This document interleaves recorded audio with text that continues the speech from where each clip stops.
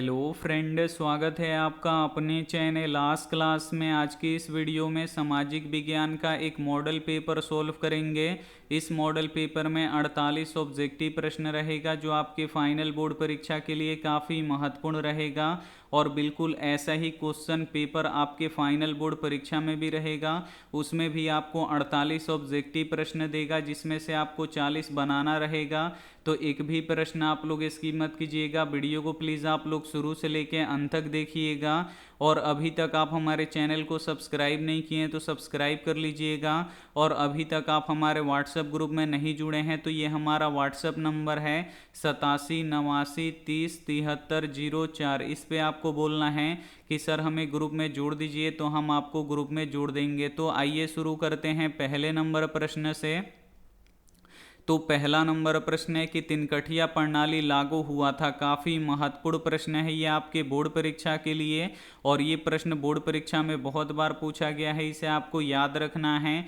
यहाँ पे आपको बताना है कि तिनकठिया प्रणाली किस पर लागू होता था, तो किसानों पर लागू होता था। इसे आपको याद रखना है। यहाँ पे डी वाला ऑप्शन बिल्कुल ही सही हो जाएगा। एक प्रश्न ये भी पूछा जाता है कि भारत कैसा देश है, तो भारत कृषि प्रधान देश है, तो इसे भी साथ में आपको याद रखना है। आइए देखते हैं अगला प्रश्न।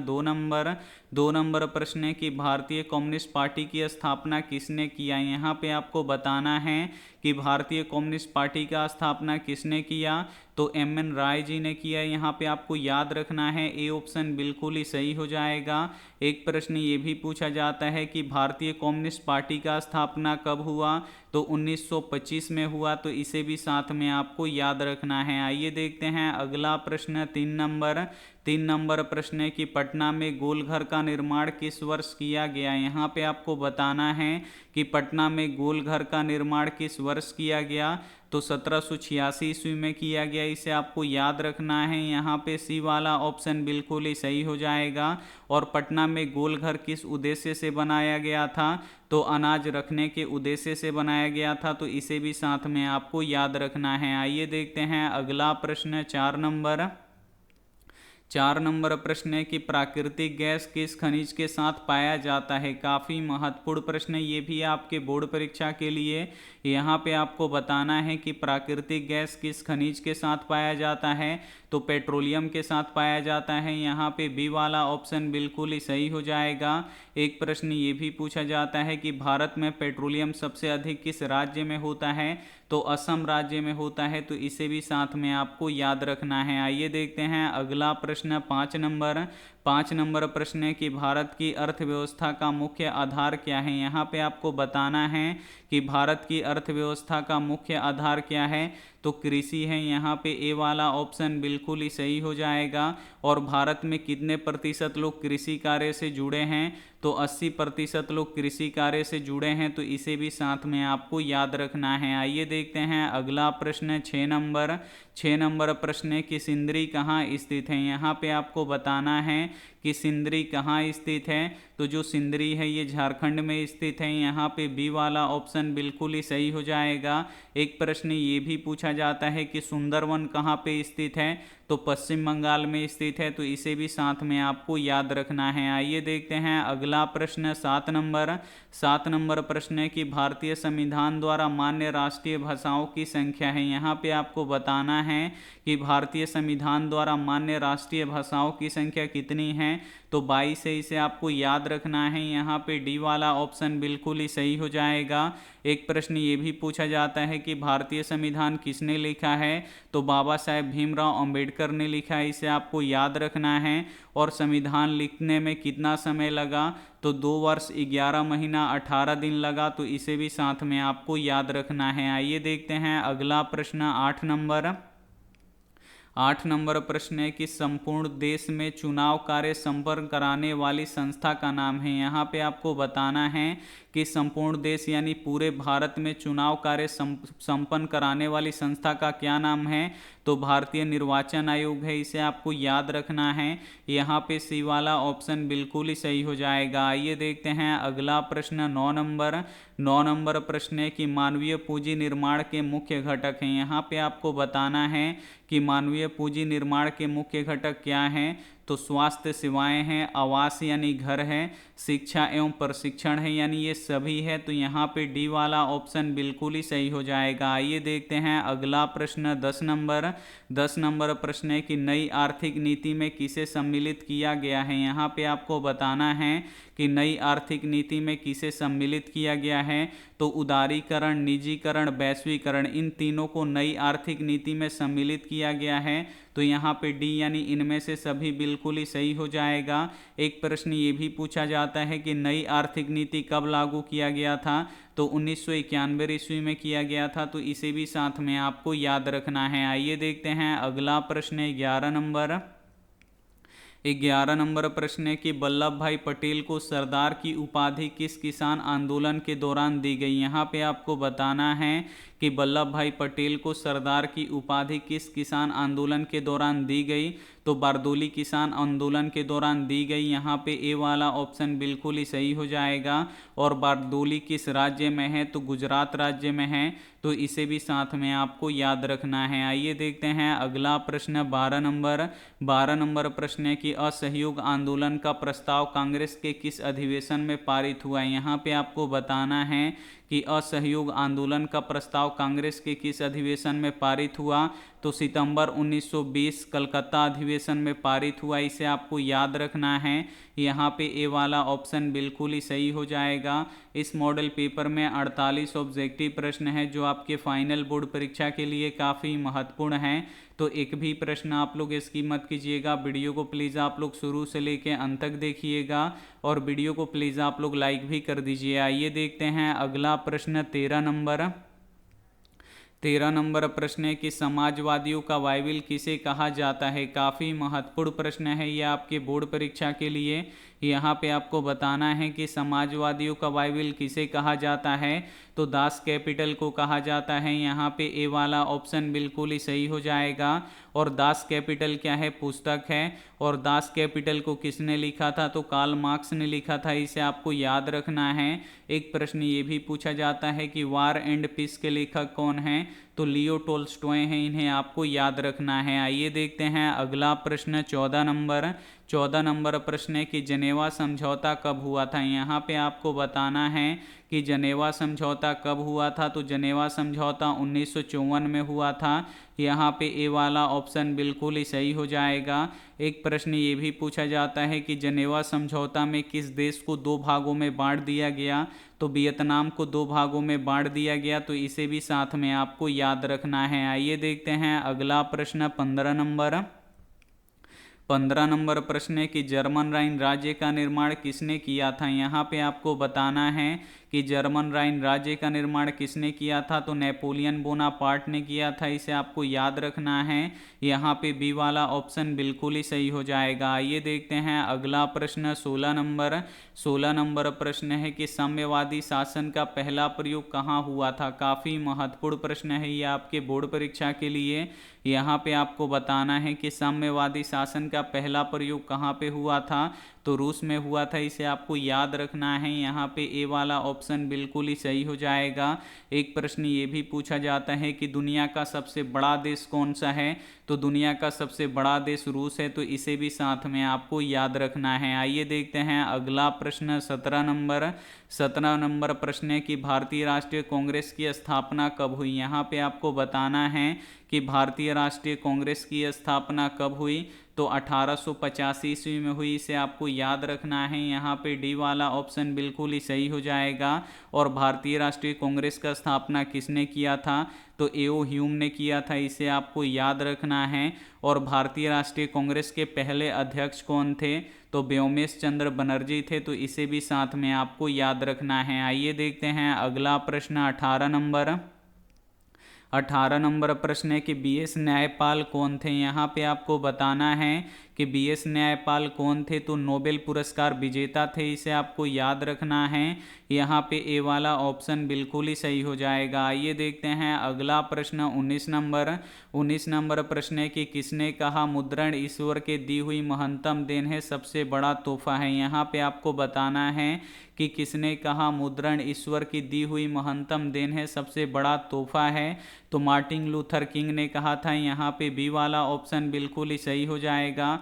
और मार्टिन लूथर किंग किस देश के नागरिक थे, तो ये अमेरिका के नागरिक थे, तो इसे भी साथ में आपको याद रखना है। आइए देखते हैं अगला प्रश्न 20 नंबर प्रश्न की फॉरवर्ड ब्लॉक की स्थापना किसने किया। यहाँ पे आपको बताना है कि फॉरवर्ड ब्लॉक का स्थापना किसने किया, तो सुभाष चंद्र बोस ने किया। यहाँ पे बी वाला ऑप्शन बिल्कुल ही सही हो जाएगा। एक प्रश्न ये भी पूछा जाता है कि फॉरवर्ड ब्लॉक की स्थापना कब हुआ, तो 1939 ईस्वी में हुआ, तो इसे भी साथ में आपको याद रखना है। आइए देखते हैं अगला प्रश्न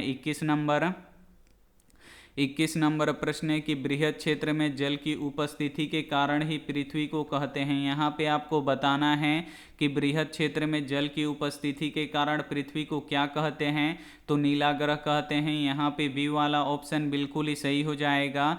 पृथ्वी पर कितना प्रतिशत जल है, तो 71% जल है और 29% भूमि है, तो इसे भी साथ में आपको याद रखना है। आइए देखते हैं अगला प्रश्न 22 नंबर प्रश्न है कि भाखड़ा नांगल परियोजना किस नदी पर अवस्थित है। यहाँ पे आपको बताना है कि भाखड़ा नांगल परियोजना किस नदी पर अवस्थित है, तो सतलज नदी पर अवस्थित है। यहाँ पे सी वाला ऑप्शन बिल्कुल ही सही हो जाएगा। और भाखड़ा नांगल परियोजना किस राज्य में है, तो हिमाचल प्रदेश में है, तो इसे भी साथ में आपको याद रखना है। आइए देखते हैं अगला प्रश्न 23 नंबर प्रश्न है कि पूर्व मध्य रेलवे का मुख्यालय कहाँ है। यहाँ पे आपको बताना है कि पूर्व मध्य रेलवे का मुख्यालय कहाँ है, तो हाजीपुर में है, इसे आपको याद रखना है। यहाँ पे बी वाला ऑप्शन बिल्कुल ही सही हो जाएगा। और हाजीपुर कहाँ है, तो बिहार में है, तो इसे भी साथ में आपको याद रखना है। आइए देखते हैं अगला प्रश्न 24 नंबर प्रश्न है कि कहलगांव तापीय विद्युत परियोजना किस जिला में अवस्थित है। यहाँ पे आपको बताना है कि कहलगांव तापीय विद्युत परियोजना किस जिला में अवस्थित है, तो भागलपुर जिला में अवस्थित है, इसे आपको याद रखना है। यहाँ पे ए वाला ऑप्शन बिल्कुल ही सही हो जाएगा। आइए देखते हैं अगला प्रश्न 25 नंबर प्रश्न है कि भारत में सबसे पहले रेलगाड़ी किन स्टेशनों के बीच चली थी। काफ़ी महत्वपूर्ण प्रश्न है ये आपके बोर्ड परीक्षा के लिए। यहाँ पे आपको बताना है कि भारत में सबसे पहले रेलगाड़ी किन स्टेशनों के बीच चली थी, तो मुंबई और ठाणे के बीच में चली थी। यहाँ पे सी वाला ऑप्शन बिल्कुल ही सही हो जाएगा। एक प्रश्न ये भी पूछा जाता है कि भारत में सबसे पहले रेलगाड़ी कब चली थी, तो 1853 में चली थी, तो इसे भी साथ में आपको याद रखना है। आइए देखते हैं अगला प्रश्न 26 नंबर प्रश्न है कि भारत में कौन सा राज्य सबसे अधिक गेहूं उत्पन्न करता है। यहाँ पे आपको बताना है कि भारत के किस राज्य में सबसे अधिक गेहूं होता है, तो उत्तर प्रदेश राज्य में होता है। यहाँ पे सी वाला ऑप्शन बिल्कुल ही सही हो जाएगा। और चावल किस राज्य में सबसे अधिक होता है, तो पश्चिम बंगाल में सबसे अधिक होता है, तो इसे भी साथ में आपको याद रखना है। आइए देखते हैं अगला प्रश्न 27 नंबर प्रश्न है कि किस फसल को सुनहरा रेशा कहा जाता है। यहाँ पे आपको बताना है कि किस फसल को सुनहरा रेशा कहा जाता है, तो जूट को सुनहरा रेशा कहा जाता है, इसे आपको याद रखना है। यहाँ पे ए वाला ऑप्शन बिल्कुल ही सही हो जाएगा। और जूट किस राज्य में सबसे अधिक होता है, तो पश्चिम बंगाल में सबसे अधिक होता है, तो इसे भी साथ में आपको याद रखना है। और कपास को उजला सोना कहा जाता है, तो इसे भी साथ में आपको याद रखना है। आइए देखते हैं अगला प्रश्न 28 नंबर प्रश्न है कि चाय के उत्पादन में विश्व में भारत का स्थान क्या है। यहाँ पे आपको बताना है कि चाय के उत्पादन में विश्व में भारत का स्थान कौन सा है, तो दूसरा है, इसे आपको याद रखना है। यहाँ पे बी वाला ऑप्शन बिल्कुल ही सही हो जाएगा। और पहला स्थान किस देश का है, तो चीन का है, इसे आपको याद रखना है। एक प्रश्न ये भी पूछा जाता है कि भारत के किस राज्य में चाय का उत्पादन सबसे अधिक होता है, तो असम राज्य में सबसे अधिक होता है, तो इसे भी साथ में आपको याद रखना है। आइए देखते हैं अगला प्रश्न 29 नंबर प्रश्न है कि भारत का प्रथम तेल शोधक कारखाना कहाँ स्थित है। यहाँ पे आपको बताना है कि भारत का प्रथम तेल शोधक कारखाना कहाँ स्थित है, तो डिगबोई में स्थित है। यहाँ पे सी वाला ऑप्शन बिल्कुल ही सही हो जाएगा। और डिगबोई किस राज्य में है, तो असम राज्य में है, तो इसे भी साथ में आपको याद रखना है। आइए देखते हैं अगला प्रश्न 30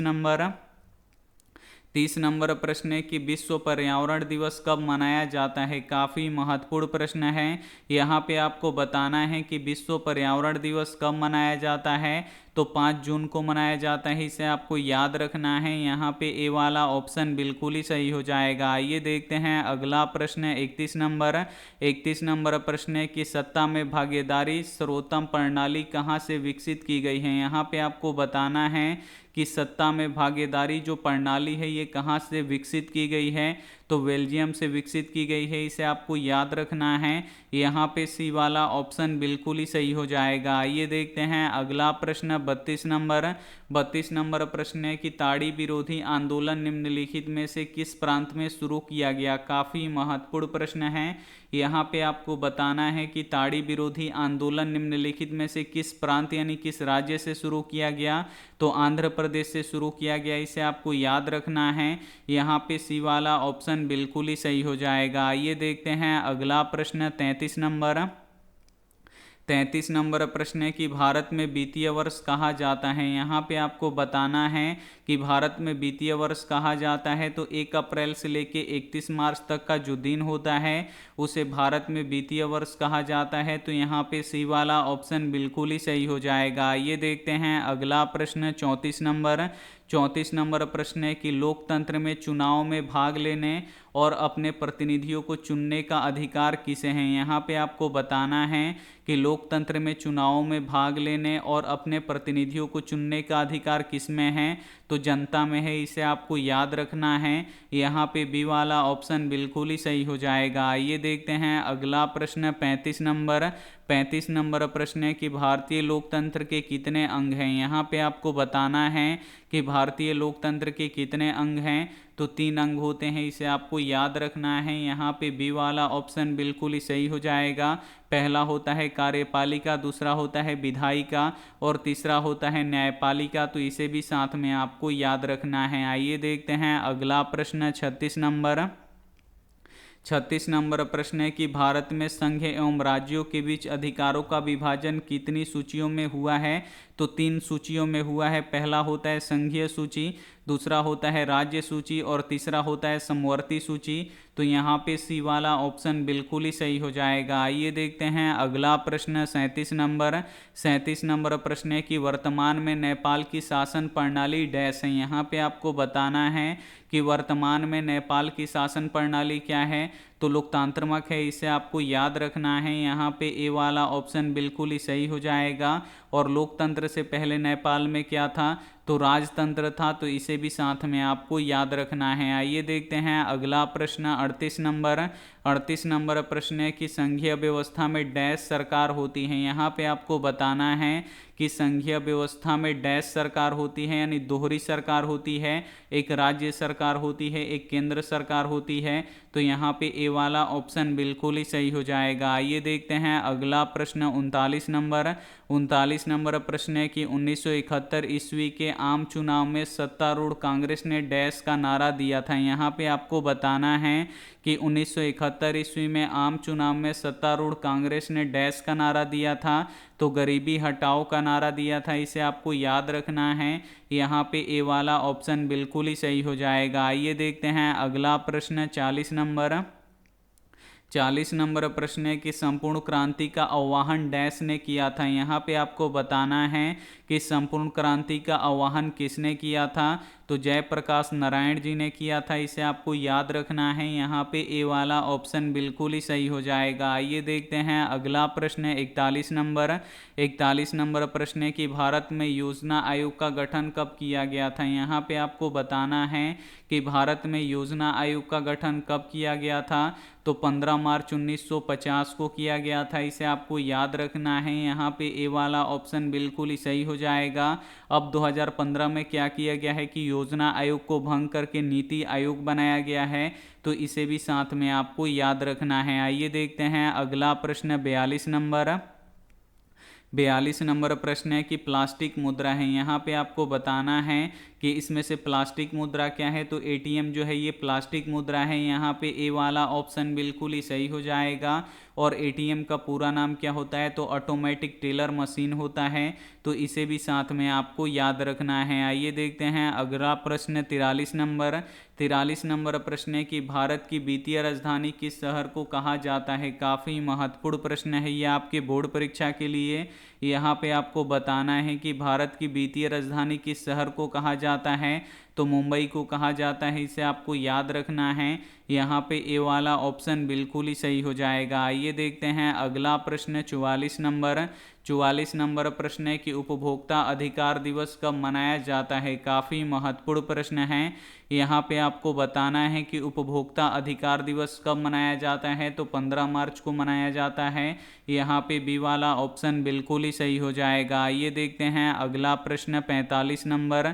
45 नंबर प्रश्न है कि भारत में सहकारिता आंदोलन का प्रारंभ कब हुआ है। यहाँ पे आपको बताना है कि भारत में सहकारिता आंदोलन का प्रारंभ कब हुआ था, तो 1904 ईस्वी में हुआ था। इसे आपको याद रखना है। यहाँ पे ए वाला ऑप्शन बिल्कुल ही सही हो जाएगा। आइए देखते हैं अगला प्रश्न 46 नंबर। 46 नंबर प्रश्न है कि इनमें से किसे पिछड़ा राज्य कहा जाता है। यहाँ पे आपको बताना है कि इनमें से किसे पिछड़ा राज्य कहा जाता है, तो बिहार मध्य प्रदेश को पिछड़ा राज्य कहा जाता है। इसे आपको याद रखना है। यहाँ पे सी वाला ऑप्शन बिल्कुल ही सही हो जाएगा। आइए देखते हैं अगला प्रश्न 47 नंबर। 47 नंबर प्रश्न है कि भारत में किस राज्य की प्रति व्यक्ति आय सर्वाधिक है, यानी सबसे अधिक है। यहाँ पे आपको बताना है कि भारत के किस राज्य की प्रति व्यक्ति आय सबसे अधिक है, तो गोवा राज्य की जो प्रति व्यक्ति आय है ये सबसे अधिक है। यहाँ पे डी वाला ऑप्शन बिल्कुल ही सही हो जाएगा। एक प्रश्न ये भी पूछा जाता है कि किस राज्य की प्रति व्यक्ति आय सबसे कम है, तो बिहार राज्य की जो प्रति व्यक्ति आय है ये सबसे कम है। तो इसे भी साथ में आपको याद रखना है। आइए देखते हैं अगला प्रश्न 48 नंबर। 48 नंबर प्रश्न है कि भूपटल के नीचे का वह स्थान जहां भूकंप का जन्म होता है उसे कहा जाता है, तो उसे क्या कहा जाता है, तो उसे भूकंप केंद्र कहा जाता है। यहाँ पे ए वाला ऑप्शन बिल्कुल ही सही हो जाएगा। इस मॉडल पेपर में 48 ऑब्जेक्टिव प्रश्न था जिसे आप लोग सॉल्व कर चुके हैं। तो अब आप हमें कमेंट करके बताइए कि आपका 48 प्रश्नों में से कितना सही हुआ। बिल्कुल आप लोग सही सही बताइएगा। और जो आपका परीक्षा होगा बिल्कुल इसी पैटर्न पे होगा। आपके फाइनल बोर्ड परीक्षा में भी 48 ऑब्जेक्टिव प्रश्न रहेगा जिसमें से आपको 40 बनाना रहेगा। तो यहाँ पे आप लोग फटाफट कमेंट करके बताइए कि आपका 48 प्रश्नों में से कितना सही हुआ। और आप लोग कमेंट करके बताइए कि क्लास कैसा लगा। ये जरूर आप लोग कमेंट में बताइए कि क्लास कैसा लगा। और वीडियो को अभी तक आप लाइक नहीं किए तो प्लीज़ आप लोग वीडियो को लाइक कर दीजिएगा। और अपने दोस्तों के पास इस वीडियो को ज़रूर से यहाँ पे शेयर कीजिएगा। और चैनल को सब्सक्राइब नहीं किए तो चैनल को सब्सक्राइब करके साथ में बेल आइकन को ऑल पे दबा लीजिएगा, ताकि जब भी लाइव क्लास हो तो आपके पास नोटिफिकेशन पहुंचता रहे। Thank you for watching. मिलते हैं अगली वीडियो में, तब तक अपना ध्यान रखिए, मन लगा के पढ़ाई कीजिए। Take care and bye.